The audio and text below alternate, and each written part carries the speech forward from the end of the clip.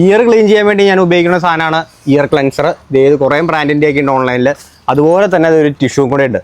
ഇത് ശരിക്കും പറഞ്ഞാൽ ചെവിയിലേക്ക് നമ്മൾ ഒഴിച്ച് വെച്ചിട്ട് കുറച്ച് നേരം ഹോൾഡ് ചെയ്ത് പിടിച്ചിട്ട് അത് കഴിഞ്ഞ് ടിഷ്യൂ വെച്ച് തുടച്ച് കളയാവുന്നതാണ്. പക്ഷേ ഇവനൊട്ടും അത് സമ്മതിക്കില്ല അങ്ങനെ ചെയ്യാനായിട്ട്. അത് കാരണം ഞാൻ ചെയ്യണേ എങ്ങനെയാണെന്ന് വെച്ചിട്ടുണ്ടെങ്കിൽ പല ഡോഗ്സും അങ്ങനെ സമ്മതിക്കാൻ ഭയങ്കര ചാൻസ് കുറവാണ്. ഇയറിലേക്ക് അവർക്കൊരു ഇറിറ്റേഷൻ ആയിരിക്കുമല്ലോ ഇയറിൻ്റെ അകത്തേക്ക് ഇങ്ങനെ കയറി കഴിയുമ്പോൾ.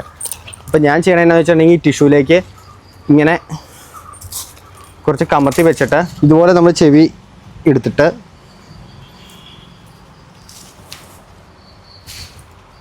എല്ലാ ഡോഗ്സും ഇങ്ങനെ സമ്മതിക്കണില്ല. ഇവന് ഭയങ്കര ഇറിറ്റേഷനാണ് നമ്മൾ ചെവി പിടിക്കുന്നത്. അതുകൊണ്ടാണ് വിഷയം.